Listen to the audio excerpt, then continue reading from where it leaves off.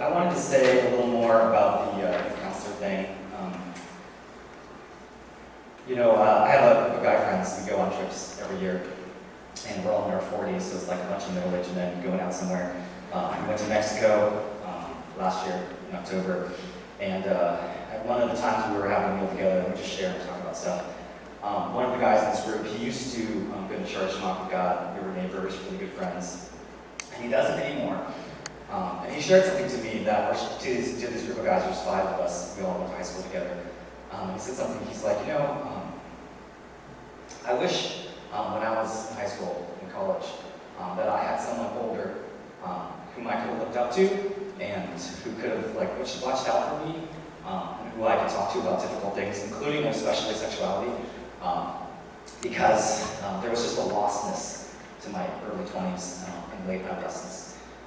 And it just hit me that a lot of times we see within the church the people that receive that kind of mentoring, like they stick around, but you don't get to see the people who get left behind, and the people who don't get mentored and don't get discipled. And so I just want to encourage you, if you're thinking about an area of serving, one of the most direct ways you can have an impact in someone's life is through youth ministry, because of how open people are, and that's how open kids are at that stage. You really can have such a formative influence, and what's so exciting about it, Katrina said this, is it really does carry forward. It really can extend well into adulthood. So I'd encourage you to think about having that kind of privilege to invest in someone's life, and then you don't necessarily get to see the impact for 10, 15, 20 years, because I'm just seeing the impact on the other side, right? And that part is missing. So I'd encourage you guys to think about that. It's coming from someone who's kind of worked with youth in some capacity, and now I have my own kids who just graduated from high school. So I've seen how that impact of having mentors has an influence on people. So that's Catherine, that's for you. So I was talking to Jason this week, Pastor Jason, and something we had talked about we had actually met up, and one thing he had brought up was this topic. It's what we're going to talk about today: dating. Okay, dating within the church. Some of you kind of examine your guys' facial expressions. Some people are going to be really excited about this topic of dating. Some people are going to groan inwardly because you may have heard a lot of different teachings on this topic. But this is something that's actually quite important to me, especially in light of these recent conversations, including this one I had with Jason. And I think you guys had a message about honoring parents. Is that right? Last week? And I was actually thinking of going with that, but I thought, I'll just try something different because I've been thinking about this. I've been thinking about this both from the standpoint of within my church, Garden City Church, your church as well, and in light of current events. Who's heard of Joshua Harris? Has anyone heard of Joshua Harris? Okay, not as many as I had hoped. He used to be a pastor, and he wrote a book called I Kissed Dating Goodbye. Who has heard of this book? I was hoping, maybe a third of you. So Joshua Harris and I are actually the same age. And when he first started to speak on this topic of Kiss Dating Goodbye, it was during when I was in college at Berkeley. And he was 20, I was 20, and I first heard, my campus director from Crusade gave me the audio cassette tape of his talk. You guys know what a cassette tape is? He gave me an audio cassette tape. You put them in these machines and it plays it. And it's got film, it actually uses film. And so I played this talk, and it was all about courtship instead of dating. And Joshua Harris just announced recently via Instagram, of course, that he's no longer with his wife, of 19 years, and that he no longer identifies as a Christian. And then 3 years ago, he actually backed away from a lot of the claims of his book, which was emphasizing courtship instead of dating. And so what I wanted to do today is, actually, this is maybe a little controversial, is kind of defend some of his book. And I'm not necessarily going to defend courtship, but I do want to spend some time attacking the way our culture looks at dating, and hopefully present some alternatives. Right? So that's my argument today. And so let me give you my thesis. I'm going to talk about the value and challenges of dating within one's local church, one's local body or fellowship. Okay, and then I'm going to give you some principles to pursue this in a godly way. And so my hope is, it doesn't matter what stage of life you're in, whether you're married, single, or whatever, I hope you find something helpful here, something encouraging about how we relate to one another within a body of Christ. Okay, within the body of Christ. So let me read. We're all going to be in Colossians. We're going to be in Colossians the whole time. So Colossians chapter 3. I'm going to read verses 1 through 4. Colossians 1. I'll read this translation, it's a little different. Since then, you have been raised with Christ. Set your hearts on things above, where Christ is, seated at the right hand of God. Set your mind on things above, not on earthly things.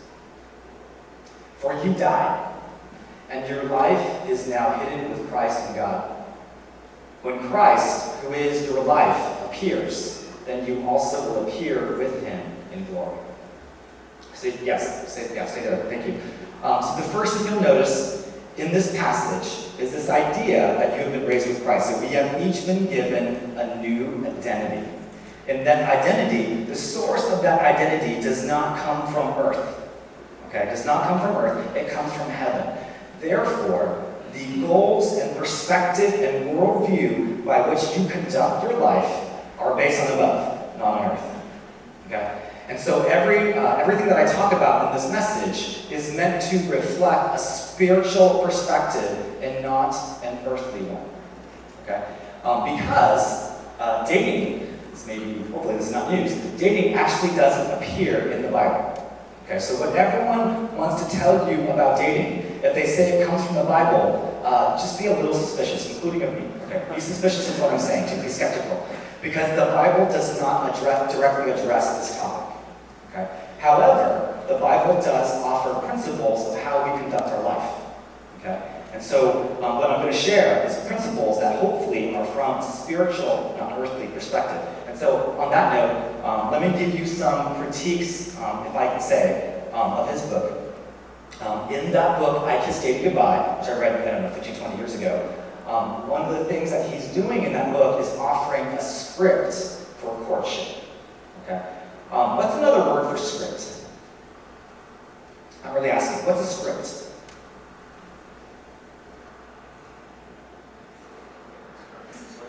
Instructions, what else? Playbook, yeah, I like that. It's actually more, I'll go with playbook. Playbook, it gives you like a step-by-step breakdown of what you're supposed to do. Another way you can think of a script is a recipe, okay? And here's the thing, I want you to think today in terms of principles, not scripts, okay? Because a script you don't actually have to think about, you can just kind of paint by number, okay? And one of the objections and concerns about his book is that it gave a script. And for a lot of people, it's really hard, it can be really hard to follow a script.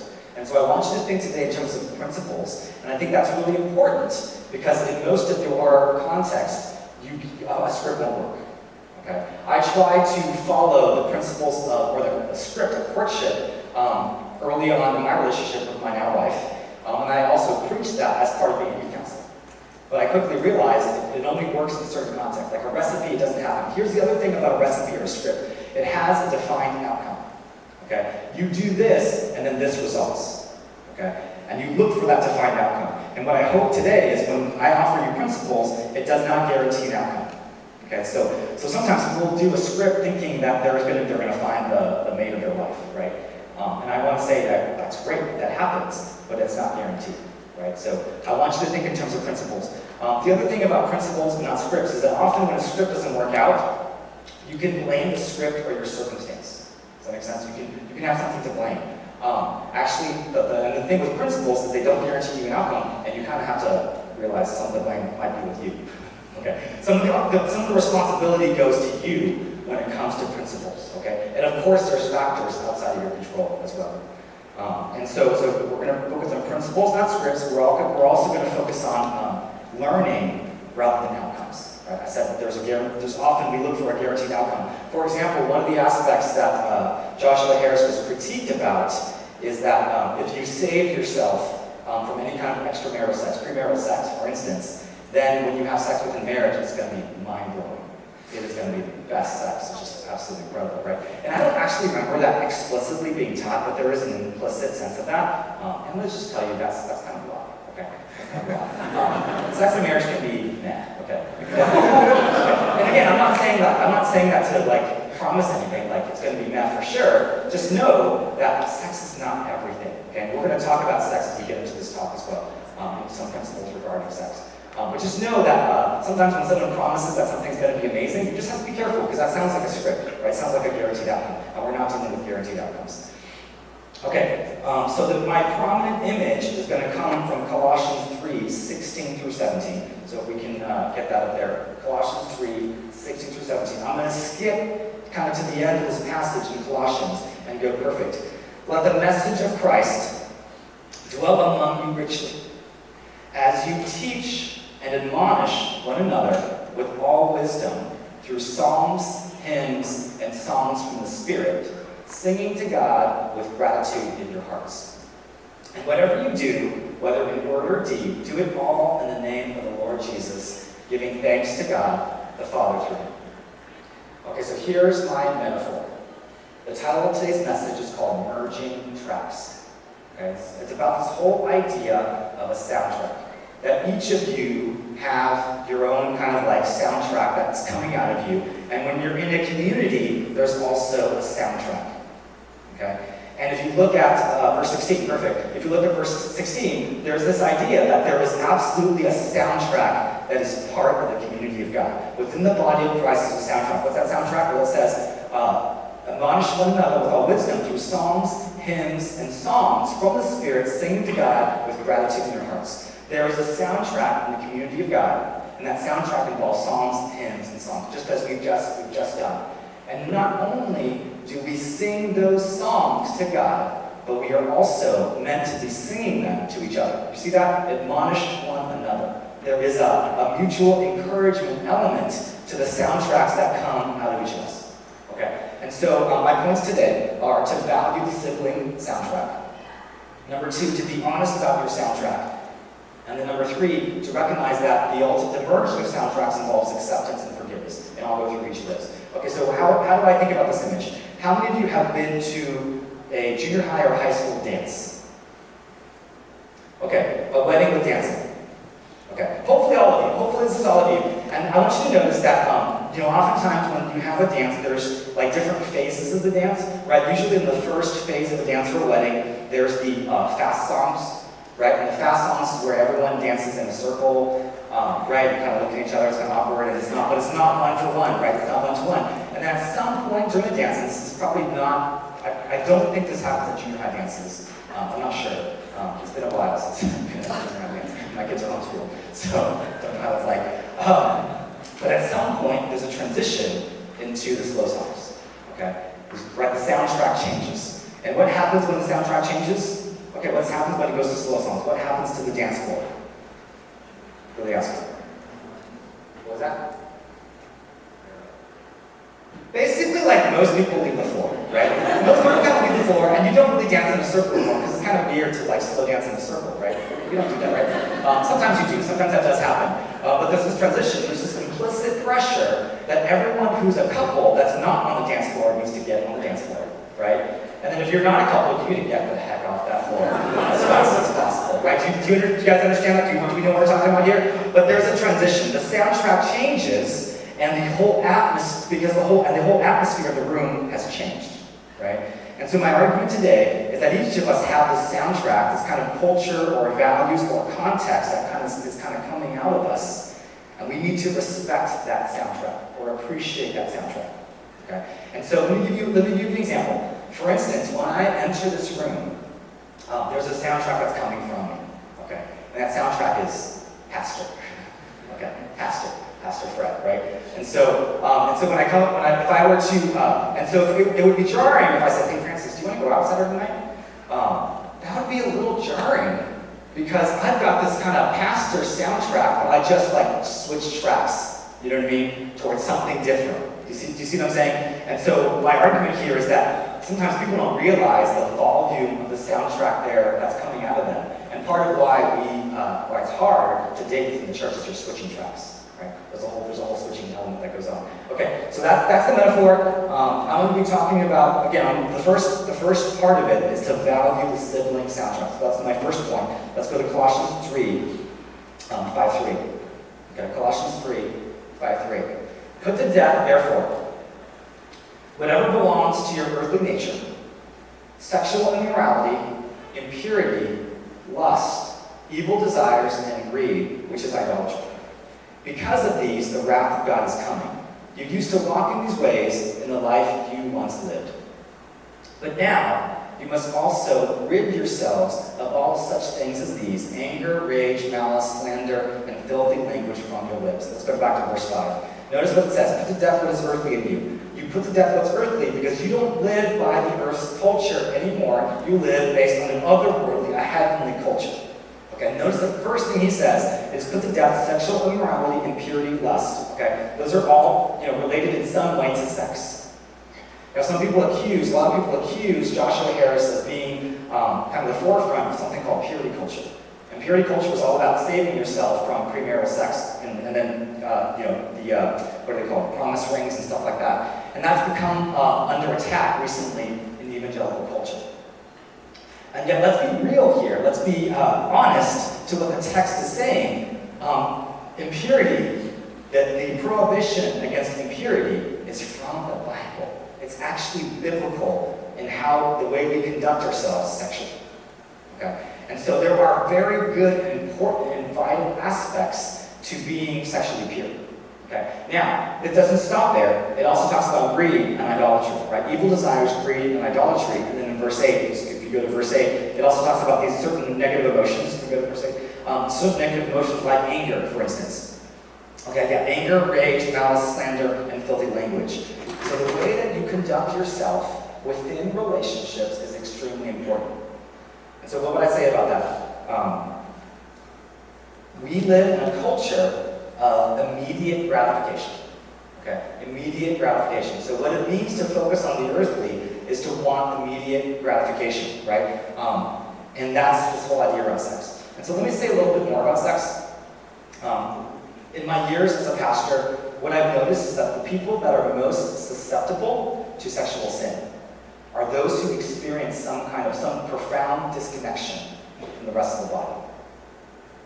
Okay, let me say it again. A lot of times when we struggle with mismanaged sexuality, it's because we have a tough time with relationships. Okay? Because in the end, sexuality is all about how we relate to another person, relate to someone of the opposite sex. And when people struggle with mismanaged sexuality, I was just doing some counseling with a couple that actually, I won't go into too much of it, but they began having sex before they got married. And I had a conversation with them about it, and what I realized in the course of counseling them is one of the people, she was just having the woman, she was just having a really hard time connecting with the rest of the church. And so sex can be a substitute for what we really want, which is community, okay, to feel belonging, to experience acceptance.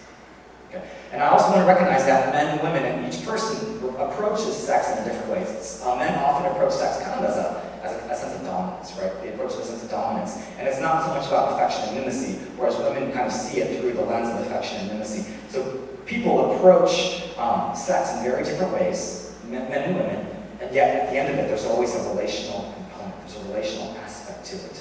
Okay? And so what I'm saying is, there is something about having healthy relationships and the way we connect with each other that can help us remain pure. Okay? And then oftentimes impurity stems from being disconnected. There's this amazing book by Mark Regeneris. He's a sociologist at UT Austin, and he wrote a book called Cheap Sex. And what he noticed was people that fall away from God, it often starts with the way they use sexuality. The way they conduct themselves sexually impacts how they see God. It doesn't start with seeing God, falling away from the faith and then sleeping around. It starts with sleeping around and then falling away from God. So there's something about sex that really reflects something about the way we see relationships. Okay, so purity is important. Okay, purity is important. So what would I say? What does it mean to value the sibling soundtrack? Within the body of Christ, each of you are brothers and sisters in Christ.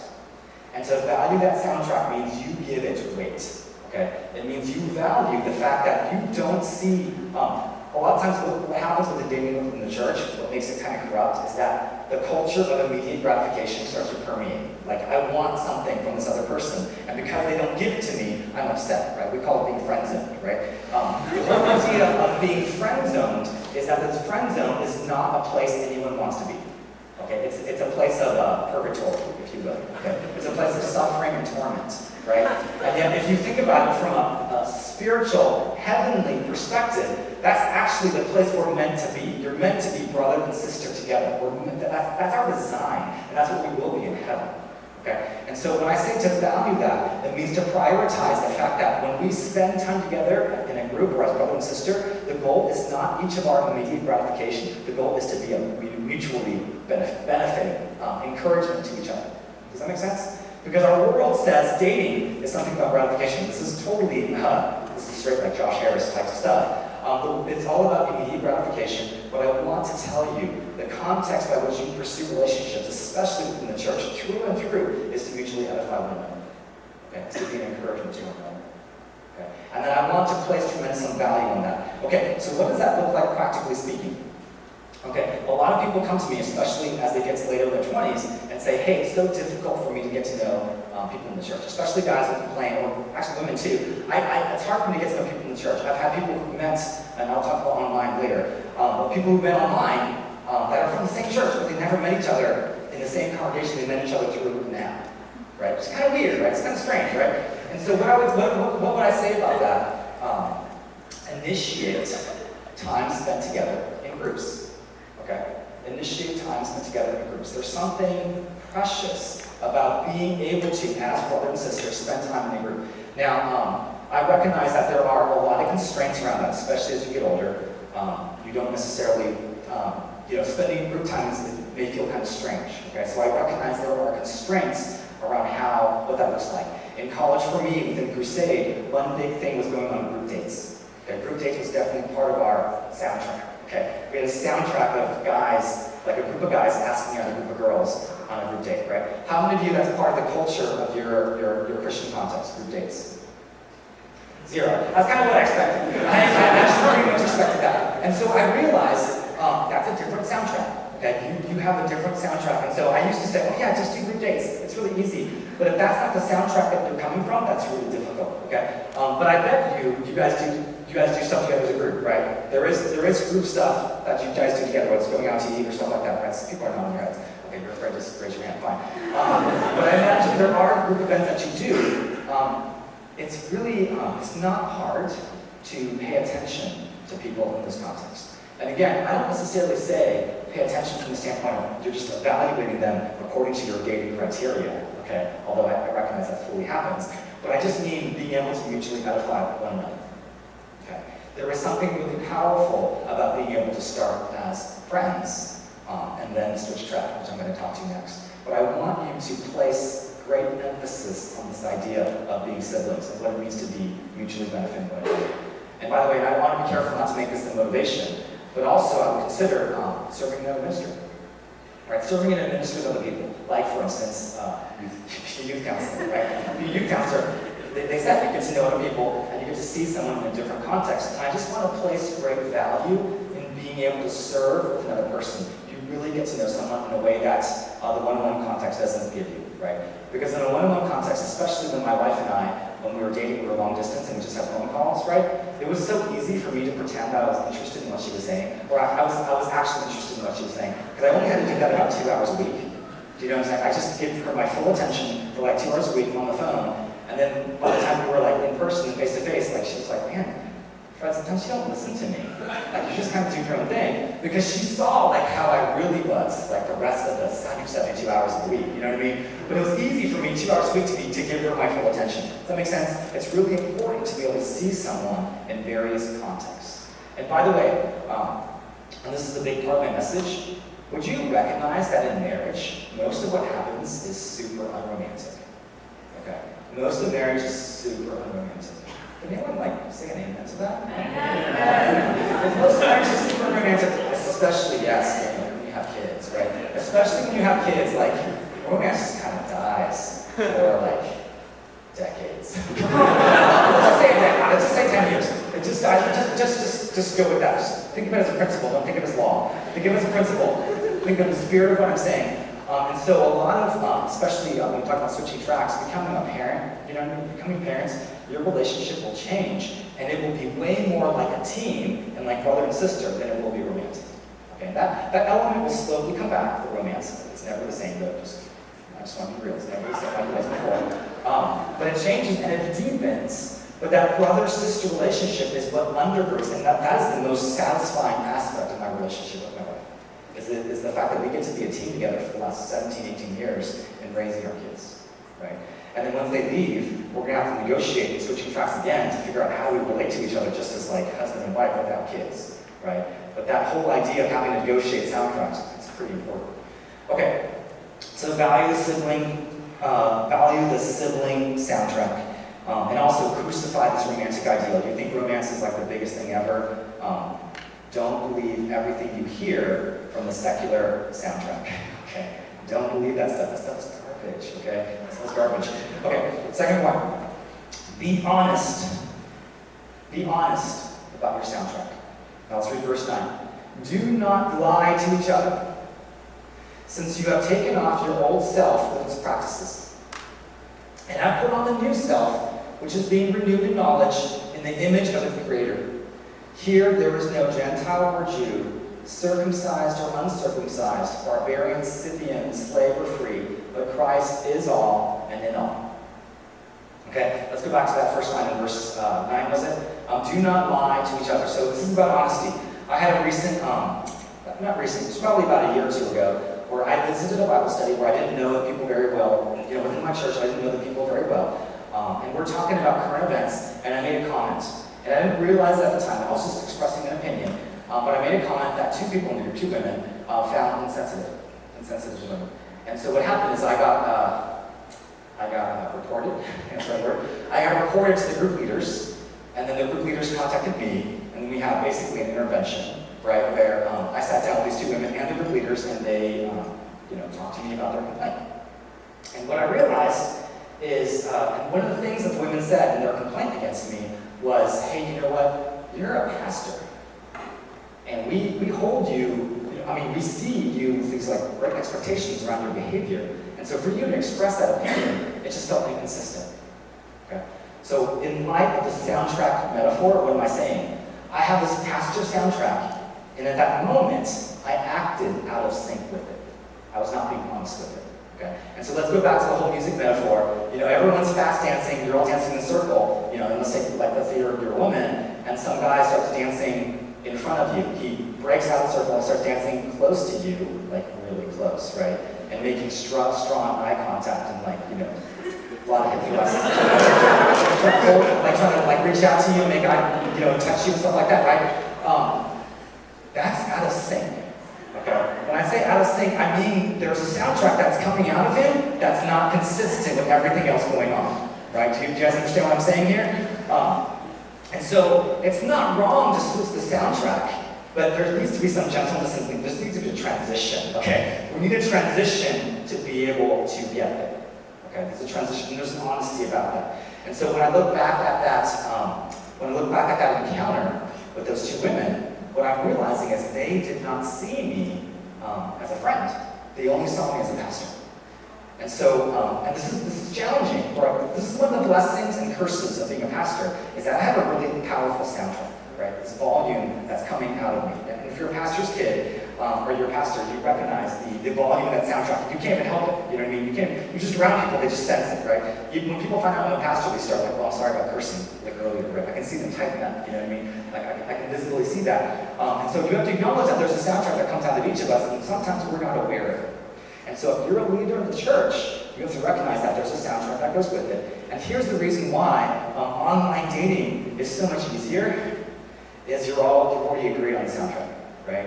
When you're on an app, everyone's agreed to what the soundtrack is. You don't have to switch over. You don't have to transition. And the greatest thing about online dating is you don't have to transition back, right? Because the reason why most people don't want to date in the church is if it doesn't work out, you've got to revert back to being brother and sister. And that's super weird, right? It's super awkward, especially if you spend all this time together, okay? But so what I'm saying is there needs to be some honesty and leadership in the way you switch tracks. Okay. And the first step, and I want to say especially for guys, I think guys are very unaware of the soundtrack that comes out of it. Okay. Women are more sensitive to that context and that culture, but men are very unaware of it. You need to pay attention to the soundtrack. So how do you do that? Well, when someone does an intervention with you, that's one sign. The other, like in my case, right? The other is to pay attention to how people respond to you. Is to pay attention. And if that's hard, and I think that's definitely hard for a lot of guys too, is to listen to a mentor or friend. Okay? Ask a mentor or friend, when I'm around you, what's the climate like? When I'm around other people, what's the climate like around me? You'll get a sense of it. Okay? Ask people who will be honest with you to help you to pay attention to the soundtrack that's coming from you. Okay? Because everyone's got that soundtrack. Okay. So then the question is, how do you switch tracks, right? You want to go from, fast dance to slow dance, right? How do you go and do that, right? Oh, by the way, DTR, everyone know what DTR is? Okay, define the relationship. If we use the soundtrack metaphor, then a DTR just means there's confusion about what track you're on. Okay, there's confusion, and a DTR, define the relationship, is just an opportunity, an invitation to spend some time talking so that you guys are on the same soundtrack. Okay, to agree on the same soundtrack, because there's some confusion about what track you're on. Okay? And so I think having a DTR, especially if the guy initiates that, and again, this is where I am traditional. I do think it's important for guys to initiate this conversation and take the lead in terms of being able to switch tracks. Okay, initiating that. Am I making sense here? By the way, I'm sure there's so many questions that will come out of this. Please come talk to me afterwards, because I'm sure I said something. I'm sure there'll be something I said that was confusing or perhaps just wrong. I'm learning and growing through this, okay, so help me figure it out, okay? So come talk to me afterwards. But I think there's an element, especially for the guy, to initiate and to talk through what it means to change tracks, okay? That means to be explicit and to talk about, hey, you know what, I have an interest in you, okay?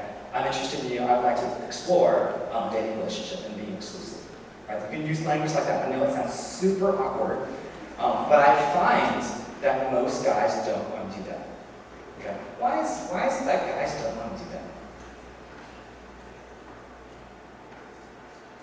It's like a $1 million question, right? Why is it that guys don't want to do that? I think honestly, if you come down to it, it's fear of rejection. Right? It's fear of rejection because when you make a bid to switch tracks, someone can go, no. Someone can say, no, I'm good. I like the fast song the way it is. Okay? I don't want to do the slow song. Okay? And that's huge, right? Let's just be real that the fear of rejection is a big obstacle. Okay? It is a big obstacle. That was an obstacle for me. I was friends with Judy, my now wife, for 3 years in college before we started dating. And at a certain point, I had to say, you know what? I would like to switch tracks. I value our friendship, and in a sense, it does risk it. But I would like to switch tracks. What do you think? Right? I didn't know I was going to say switch tracks, but I said, I'm interested in you, I'm attracted to you, right? And I see some great qualities in you, right? And that's how that started the conversation. But I knew I had to risk our friendship. There was something at stake when that happened, okay? And so I would encourage you as a guy, it's actually really important for you to be able to overcome that fear of rejection, okay? And I know it's real. And let's not make any mistake. Dating apps are not going away, but what dating apps do is that they kind of delay the rejection, right? And that's why there's ghosting, right? Ghosting exists because people are afraid of just flat saying, hey, this is not going to work, right? So let me just ask you, would you have the courage both to experience rejection, not be afraid of it, and also, as a woman, to reject, right? To be firm and clear when you are not interested. When you're not interested. And so let me say one more thing, especially to women on that. Would you give every guy a chance? Okay? Every guy. Give every guy a chance because you never know. Okay? You never, I don't care if he's 7 inches shorter than you, okay? I'm serious. I'm totally serious about that. I have a friend who just got married. He's like 5'4" and she's 6 foot, okay? Just got married. It's great. It's fantastic, okay? A lot of things that you think are important are really important to you. They're actually not as important as you think. Okay? Just trust me. They're not as important as you think.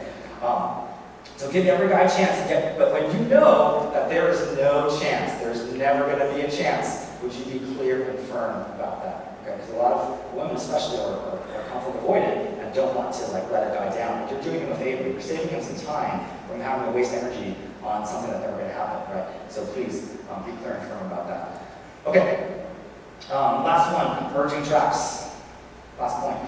Colossians 3:12 through 15.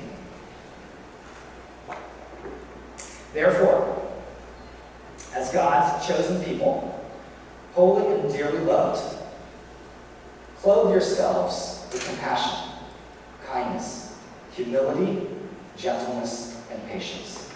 Bear with each other and forgive one another. If any of you has a grievance against someone, forgive as the Lord forgave you. And over all these virtues, put on love, which binds them all together in perfect unity. Let the peace of Christ rule in your hearts, since as members of one body you were called to peace, and be thankful. Let's go back to 12. Okay, so here are the aspects of what it means to be a new creation. Here's how we respond to one another. We're holy and dearly loved. We clothe ourselves with compassion, kindness, humility, gentleness, and patience. And again, these are all aspects of what it means when you switch track. There needs to be gentleness. So again, how would I then go back in time to this Bible study where I made an insensitive comment? Well, I should have kept my mouth shut, number one. Okay, I should have shut up, right?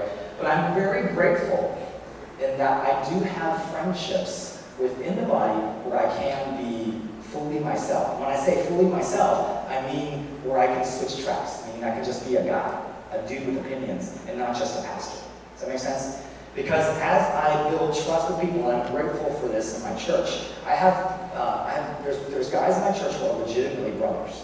They're not just people I just said who are people in my church. Does that make sense? Where they not only see me as Pastor Fred, I'm just Fred. Okay?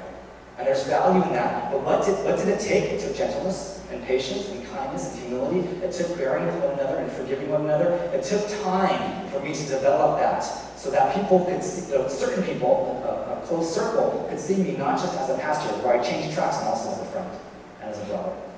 Okay? And so it will take time to transition to that. But let me emphasize verse 13. That ultimately marriage is this process of merging tracks, not switching tracks. Okay? Because you're taking the soundtrack of two different people and merging them together. Right? And how does that merging work? Well, it says, bear with one another and forgive one another if any of you has a grievance against someone. Forgive as the Lord forgave you. The most important indicator, I would say, of a successful marriage, and there's many, but the one that I think is most important is your ability to navigate conflict. Okay? A couple's ability to navigate conflict is one of the most important indicators of a successful relationship. And honestly, any relationship is about navigating conflict. Not just marriage, but especially marriage. That applies to both. And so in here, you have a prescription for what that looks like, to bear with one another and forgive one another if any of you has a grievance against someone. And I don't want to say if, right? When, okay? When someone has a grievance against someone, because grievance is inevitable. The word is complaint. Okay, so what does that mean? It means to value the ability to navigate conflict. Okay? What it means for you personally is that in every relationship, would you work on how you bear with one another and forgive one another? Okay? Every relationship, work on bearing and forgiving one another. Okay? And then, if we're talking about how to assess marriage potential, right? All of you are like, hey, you know what? I want chemistry. Chemistry is like the most important. It's a spark, that rush, that feeling. Maybe crucify that. Okay? Maybe not value that as much. And then I can't just tell you not to value it. I need to tell you what to value instead. Would you value instead the compatibility and how you guys navigate conflict together? Would that be the ultimate indicator for someone's suitability to you is how well you work through conflict? Okay? And let me be very specific here. Everyone's bad at it. Okay? Everyone starts out in their flesh bad at working through conflict. Okay? My wife, Judy, is the kind of person that sees inside. She just gets angry slowly, doesn't say anything, and then melt down really bad, really ugly. And then she says, how come you couldn't tell that I was angry? I'm like, I can't read your mind, right? I can't read your mind. And then my problem is the opposite, where I just get angry often, and that lasts a really short time, and I say what's on my mind, and then I'm done. But I'm not actually very attentive to be a good person. Right? I'm really kind of focused on myself. But I guess the good thing about that is I express my anger really easily. Right? So both of us are dysfunctional in the way that we approach conflict, but God has worked in us and transformed how we navigate conflict. And the thing that I think was good about both of us, especially starting out, is that we're receptive to feedback. We're both teachable. And so recently we went to Asia, Hong Kong and Taiwan, and it was great because my wife lost it because I had misplaced one of my son's socks. Okay, she lost it, frankly, and she lost it because I have a pattern of misplacing people's stuff, including my own. And then she just kind of went crazy, okay? And we were saying goodbye to my parents because they were part of the trip, and she was like going crazy about it. And I was really frustrated because I'm like, look, it's a sock, okay? It's a sock. But of course for her, it wasn't just a sock, it's my whole pattern of losing stuff. And she got upset at, and she knew she was being irrational, but she couldn't help it. And so later that day, and I appreciate this so much, she came to me and she said, I'm sorry, I lost it. I don't know what happened. And I think in the past, it would have been me who had to go, hey, dude, I think you're kind of a little crazy back there. That was kind of insane. But this time I appreciate it because she's the one that brought it up first. She initiated. And so, again, grievances are inevitable. They will happen in any and every relationship. How we deal with it is important. And so would you value your ability to work through conflict? And by the way, you may believe that I'm really emphasizing marriage in here. I do think marriage is important, but I also want to share what a celibate acquaintance of mine, who's a pastor, said. Those who are married love narrow. Those who are celibate love wide. So there is a gift in being able to love widely and broadly. Because marriage is not the end.